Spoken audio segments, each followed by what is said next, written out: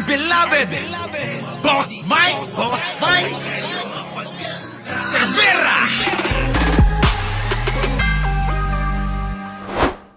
Alam nyo, naaawa na ako kay Manong. Alam nyo ba, ganitong oras, nagpapakain pa yon. Gigising pa sila ng maaga, papakainin uli yung mga taga-Maynila, mga kababayan, na hindi pambili ng kanilang pagkain. Alam nyo ba yon? Yung walang gutom, oo, yung libreng pagkain na inisyatibo ni First Lady Araneta Lisa Marcos. Alam nyo ba yon? Oh, ito yon. Good news, ayan. Kita Katulad nyo, ng sa Manila, every day we feed around 200 to 250. grabe no mga kababayan yung pagkain, ano? Ay nako, sarap mga kababayan, no? May karne, may pasta, only rice, at saka marami mga kababayan, no? Oo, mayroon pang drinks, mga kababayan, na ito hindi ho napapansin ng marami nating kababayan. Pero marami ho itong napapakain araw-araw. Maraming sikmura ang nalalamnan sa pamamagitan ng proyektong ito na handog po sa inyo ni Pangulong Bongbong at syempre sa inisyatibo ni First Lady Lisa Araneta Marcos. Mga kababayan, tingnan nyo, pakinggan nyo, panoorin nyo, Walang Gutom Kitchen. Mga kababayan, ng Pangulong Bongbong, kita nyo, hindi nyo napapansin ito. Sa totoo lang. Ngayon, bibigyan ko kayo ng example lang Kung gagayahin lang natin, kaya lang bawal, ayaw nila Pangulo yung ganun eh. Kung gagayahin lang natin yung style ng mga Duterte, Marites Musni. Yung style nila, na nando doon sa Dolomite Beach, tapos i-interviewin yung mga tao. Ano maririnig mo? Pabor na pabor kasi puro Bisaya yung mga nando doon, ano? Di ba? Kung ito ang interviewin natin, puntahan natin yung mga taong pinapakain araw-araw ng Pangulong Bongbong. Sa palagay nyo, ano sasabihin? Siyempre, laging positibo. Maraming salamat, Pangulong Bongbong Marcos, sa libreng pagkain araw-araw. Siyempre, positibo yung sasabihin. Pero bakit hindi ginagawa ng Malacanang yun? Bakit hindi kami pinapapunta dyan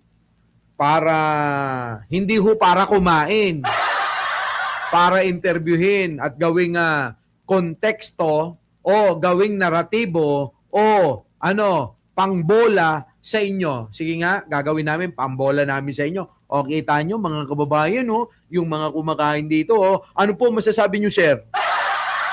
Sa palagay nyo, ano sasabihin nun? Siyempre, yung magaganda. Maraming salamat kaya Pangulong Bongbong. Diba?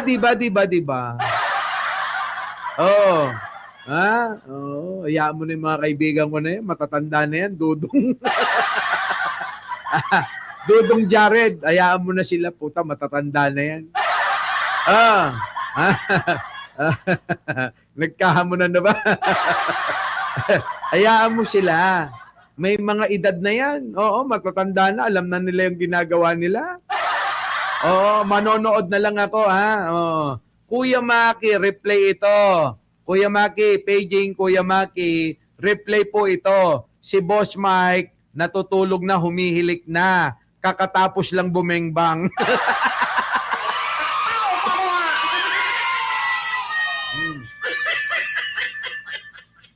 Di ba, Tommy? Di ba, Tommy?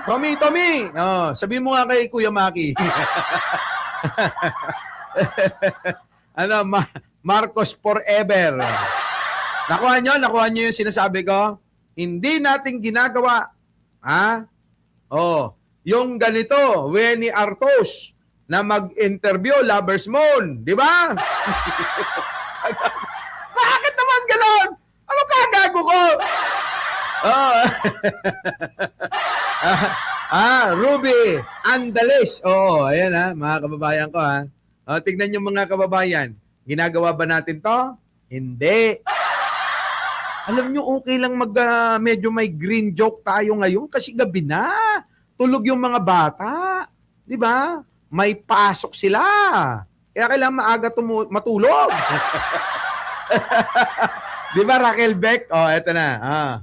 Tingnan nyo, mga kababayan. Ang walang gutom kitchen ng Pangulong Bongbong Marcos sa inisyatibo po ng ating kagalang-galang, walang katapat, mga kababayan. First Lady Araneta Marcos, pasok. Yan o. Katulad ng sa Manila, every day we feed around 200 to 250 individuals. We're happy to be able to help our community, lalong-lalo our peers. Grabe mga kababayan 250, 300, 250 mga kababayan Dami nun.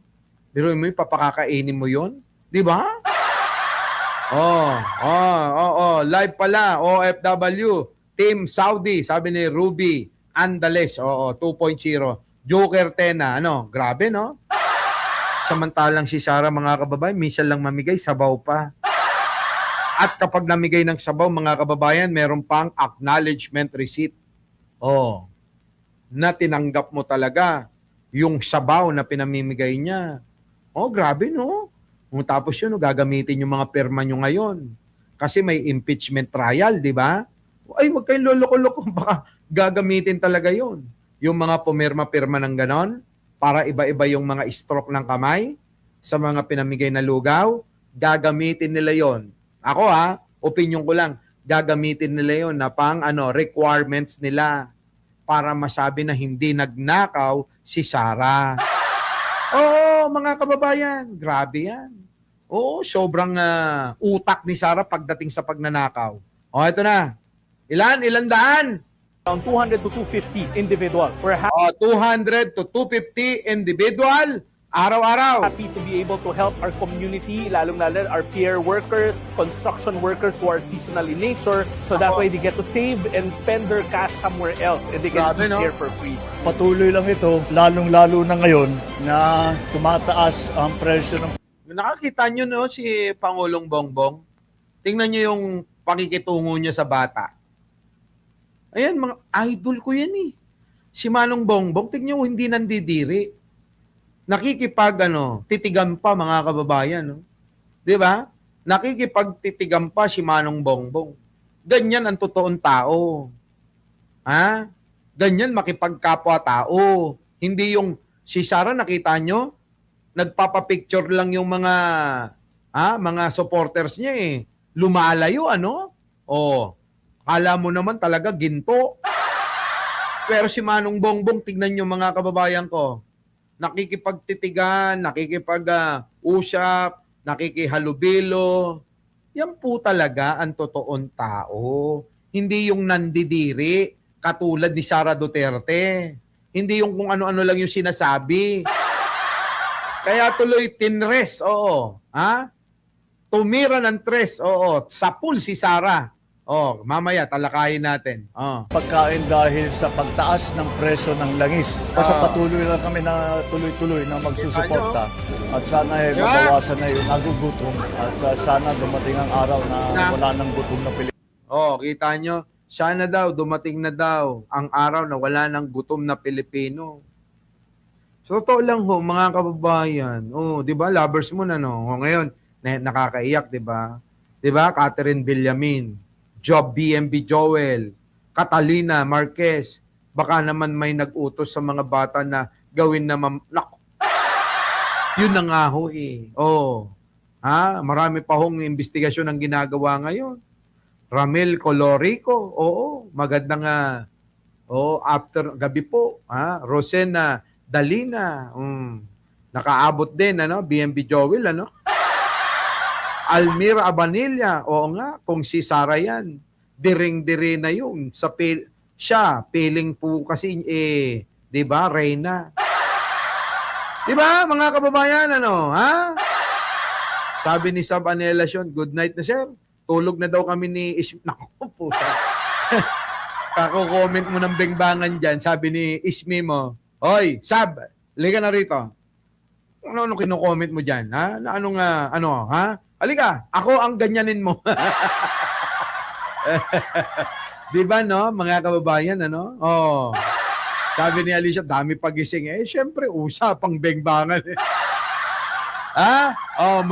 Maramdamin, message ni PBB. Syempre, ramdam mo kasi totoong tao nga ni.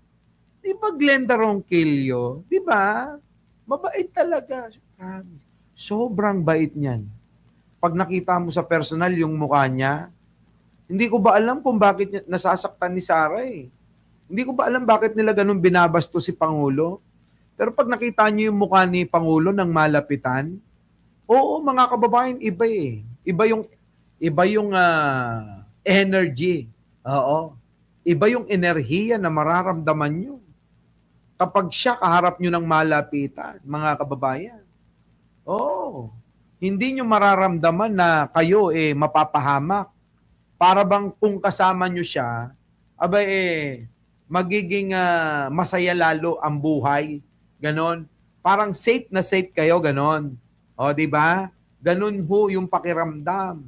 Pagka ho kasama nyo nakakasalamuhan nyo si Pangulong Bongbong Marcos. Totoo. No joke po. No joke. Boss Mike, ang lakas ng energy. Lakas talaga. Grabe. Tuloy. Pilipino. Tuloy-tuloy namin paparamihin itong ganitong walang gutom center. Kita nyo? Ano sabi ni Pangulo?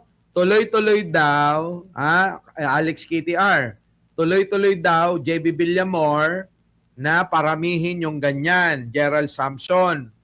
Oo. Nelson Tulin.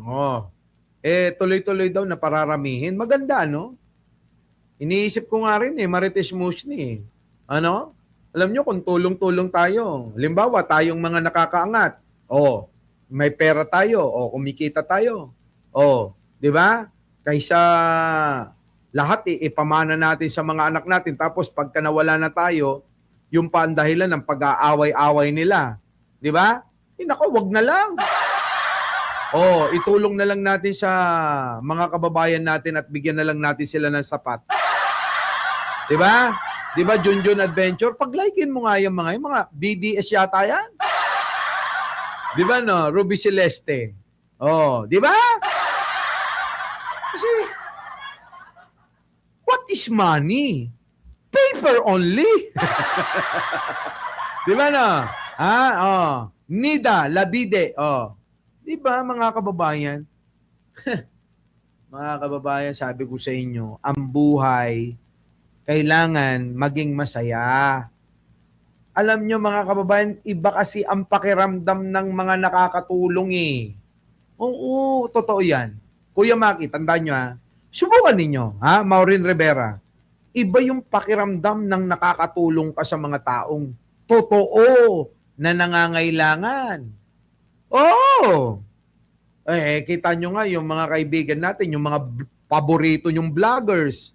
Yan mga kababayan, ako. Ewan ko kung may magsasabing masama tayo dyan. Alam nyo ba, ultimo, isusubo ko na lang, pinamimigay ko pa sa kanila. Di ba? Sabi ni Joasha Damayo, kung si Sara yan, sa sunblock pa. It's better to give than to receive, sabi ni Maureen Rivera. Di ba? Maricar Becker. Kaya alam nyo mga kababayan, mahirap din tumutulong ng sobra-sobra nang wala nang natitira. Kailangan may reservation din. Mga kababayan pakinggan nyo ako Pag tumulong ka, sikapin mo at isipin mo rin na hindi lahat mauubos sa'yo. Kailangan may reservation. Ang ibig ko sabihin, yung sobra mo, nasa iyo na yun. Nasa iyo na yung discretion. Kung ibibigay mo lahat yun o hindi. Sobra mo lang naman yun di ba? Ngayon, mga kababayan, tayo.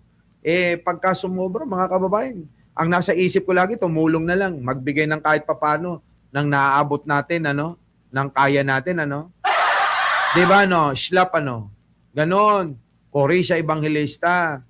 Ako, mga kababayan, gusto ko lang maalala nyo ko na ako'y isang masiyahin na tao, jolly, di ba? Wala tayong pineperwisyo, wala tayong inaagrabyado, di ba? O, nagpapasaya lang lagi sa inyo, di ba? O, mamimigay tayo ng mga kung anong mga pwede nating ibigay sa inyo, kahit papano, ganon. Di ba no? Ano, Lobinya, Tolosa. Oh, yun. Oh, di ba? Ano, di ba sinusulong mo at galit ka sa korap? Ba't may nag-iimbestiga sa korupsyon? Bakit kinokontra mo? Ano ba yung nag-iimbestiga ng ano? Ayun na nga, pinanagot na ni Manong Bongbong. Lobinya, Tolosa, ikaw naman. Ayaw mo pa bang napanagot ni Pangulong Bongbong si Jinggoy Estrada? Si Bong Revilla? O na pinaligtas ni Digong? Ayaw mo nun? Ayaw mo ng napakarami ng mga pinanagot sa pamamagitan ng mga sangkot sa flood control? Maging yung kanyang secretary na si Bunuan, ayaw mo? O ano na nangyari kay Bunuan? Si Secretary Bunuan na pinalitan ni Dizon, Secretary Dizon. O di ba? Ayun, nakakulong, naka-hospital arrest kasi ganun na lang huminga. Kita nyo, kinarma na. Ayaw nyo nun? Ano gusto nyo? Yung sinasabi nila Duterte, nila Cayetano, huwag kayong maniwala dyan. Walang pananagutin niyang mga yan. Ililigtas lang nila yung mga kakampi nila. Maniwala kayo sa akin. Tanungin nyo, sino na panagot nila, Aber? Wala. Kaya wag nyo nang iabante yung mga ganyang mga katwiran dahil hindi lulusot kay Mike Cervera. Sino ba naman ang kukontra sa nag-iimbestiga para lumabas ang katotohanan? Ang problema, Epal, yung mga idol ninyo, samantalang marami nang napanagot si Pangulo. Dito na ako sa may napatunayan na kaysa isapalaran ko dun sa mga taong nag-imbestiga na nung una, nung panahon ni Digong, pero wala namang napanagot. Diba, mga kababayan ko? Isip-isip din pag may time. Para, yung mga nagko-comment dyan, mag-subscribe kayo rito para matauhan kayo. Our beloved Boss Mike Cervera.